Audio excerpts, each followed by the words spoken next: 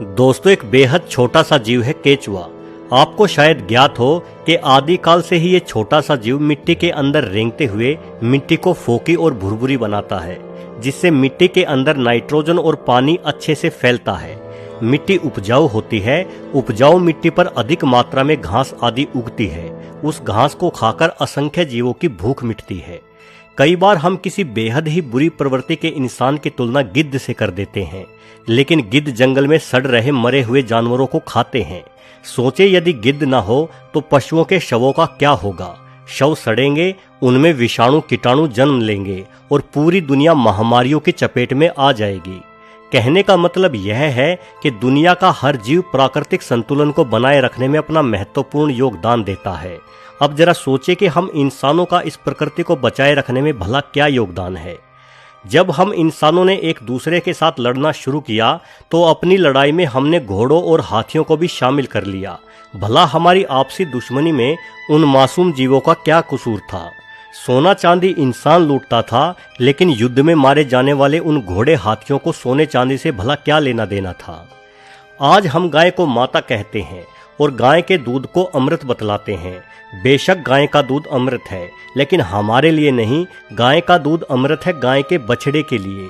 आप गाय को माता कह सकते हैं, लेकिन क्या गाय भी आपको अपना बेटा मान सकती है, जबकि आप उसे खूंटे से बांध कर रखते हैं और जो दूध उसके बेटे यानी बछड़े के लिए था उसे खुद पी जाते हैं। हमने खेती करना सीखा और अपने साथ बैलों को भी इस कार्य में शामिल कर लिया, लेकिन बैल तो पहले भी घास फूस खाकर अपना पेट भर ही रहा था। उसे क्या लेना देना आपकी खेती और आपके व्यापार से। ऊपर से जब वो बैल बूढ़ा हो जाता, हल खींचने के लायक नहीं रहता, तो हम उसे कसाई के सुपुर्द कर दिया करते थे। हमने आवागमन के साधन के रूप में तांगों का प्रयोग शुरू किया। अब किसी को दिल्ली से लखनऊ जाना होता तो तांगे में जुड़ा घोड़ा उस तांगे को घसीट कर ले जाता, लेकिन दिल्ली के उस घोड़े को भला लखनऊ से क्या लेना देना। उसे तो ये भी नहीं पता होता कि उसे किस दिशा में जाना है।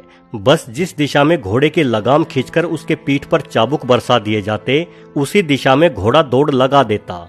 वैसे वर्तमान में विज्ञान के दम पर हमने इंजन बना लिए हैं, जिस वजह से हमारे चाबुक को अपनी पीठ पर झेलने वाले जानवरों की दर में कमी आई है। लेकिन हमने ईंधनों के रूप में कोयले या डीजल आदि का प्रयोग शुरू किया और पूरे वातावरण को दूषित करना शुरू कर दिया।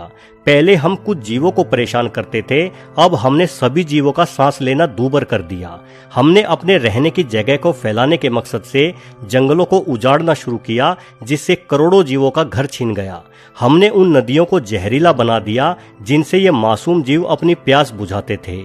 हमने मोबाइल टावरों द्वारा रेडिएशन फैलाया। हर जगह कान फोड़ू कारखानों, लाउड स्पीकरों, इंजनों से ध्वनि प्रदूषण फैलाया, जिससे हमारे घरों के आसपास अपना घोंसला बनाकर अपने बच्चों का पालन पोषण करने वाली गोरैया नामक छोटी सी चिड़िया न जाने कहाँ गायब हो गई। इन तमाम तर्कों से क्या पता चलता है? पता ये चलता है दोस्तों कि हम इंसान घुन की तरह इस प्रकृति को खा रहे हैं। देखा जाए तो प्रकृति की नज़र में हम इंसान एक वायरस के समान हैं, जो लगातार पृथ्वी को बीमार कर रहे हैं। जिस तरह से बुखार आने पर हमारे शरीर का तापमान बढ़ जाता है, उसी तरह से पिछले 100 सालों के दौरान हम इंसानों द्वारा किए गए प्रदूषण के कारण ग्लोबल वार्मिंग के प्रभाव के चलते पृथ्वी का तापमान 2 से 3 डिग्री सेल्सियस बढ़ चुका है। यानी हम इंसान रूपी वायरसों की वजह से आज हमारी पृथ्वी को बुखार आ गया है। और यदि हम इंसान वायरस हैं तो जिसे हम कोरोना वायरस कहते हैं वो क्या हुआ? अगर हम इंसान वायरस हैं तो कोरोना हुआ प्रकृति का एंटीवायरस, जिसने हम इंसानों पर हमला बोल दिया है। कहते हैं कि कोरोना वायरस जानवरों से हम इंसानों को मिला है, किंतु मुझे तो कोई जानवर इससे प्रभावित होता नहीं दिखाई दिया। अपने आसपास घूमते कुत्ते बिल्लियों को देखो, वो ऐसे ही घूम रहे हैं बिंदास। ना ही उनकी संख्या में कोई कमी आई है। घरों में तो हम इंसान दुबके हुए हैं। घूमने फिरने की पाबंदी तो इंसानों पर लगी है। दोस्तों, दुनिया के हर जीव की संख्या या तो नियंत्रण में है या फिर कम हो रही है। वो तमाम जीव खुद ही एक दूसरे को खाकर अपनी संख्या नियंत्रित किए हुए हैं, लेकिन इंसान की संख्या भला कैसे नियंत्रित हो? भले ही हम इंसान बाकी सभी जीवों पर राज करते हों, उन्हें अपने तरीके से इस्तेमाल में लाते हों, लेकिन हम भूल जाते हैं कि प्रकृति हमेशा अपना संतुलन बनाए रखती है। और शायद प्रकृति ने हम इंसानों को वायरस मानकर अपना एंटीवायरस स्कैन शुरू कर दिया है। इसलिए बेहतर होगा कि प्रकृति के एंटीवायरस से आप छुप कर रहें। हम सबके घरों में दुबकने के कारण ही प्रकृति में कई आश्चर्यजनक सुधार होने शुरू हो गए हैं। अभी कुछ ही दिन बीते हैं लॉकडाउन हुए, लेकिन दुनिया भर में प्रदूषण और ग्रीन हाउस गैसों के प्रभाव में जबरदस्त कमी देखने को मिली है। बीबीसी की रिपोर्ट के अनुसार इटली में प्रदूषण 60% कम हो चुका है। ऐसा पिछले कई दशकों में पहली बार हुआ है। न्यूयॉर्क शहर की हवा ग्रीनलैंड जितनी ही साफ हो गई है। भारत के सभी प्रदूषित शहरों की हवा भी अब उतनी ही साफ है जितनी पहाड़ों की हवा होती है। कारण सिर्फ एक है कि हम इंसान अपने घरों में बैठे हैं। आप रात को आसमान की तरफ देखना, आप महसूस करेंगे कि तारे पहले की तुलना में ज्यादा चमकदार और संख्या में अधिक दिखाई पड़ रहे हैं। दिन के समय आप अपनी छत पर खड़े होकर देखोगे तो पाओगे कि अब आप पहले की तुलना में ज्यादा दूर तक देख पा रहे हैं। इन सब का कारण प्रदूषण कम होना ही है। और आने वाले दिनों में हवा और भी ज्यादा साफ होगी, आपको तारे और भी ज्यादा बेहतर दिखाई देंगे। तब तक शायद खुद को साफ पाकर प्रकृति अपने एंटीवायरस प्रोग्राम को भी विराम दे दे। दोस्तों, कोरोना कहां से फैला, क्यों फैला और कब फैला, इन सब सवालों को आप अपने दिमाग से निकाल दें।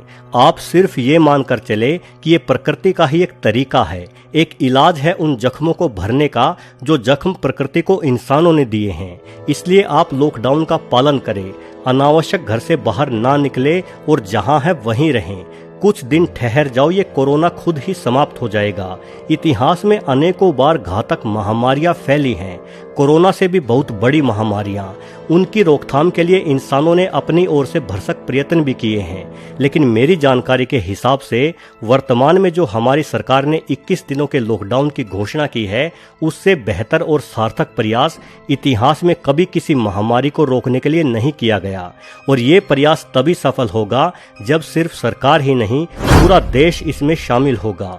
वीडियो को आखिरी तक पूरा देखने के लिए आपका बहुत बहुत धन्यवाद।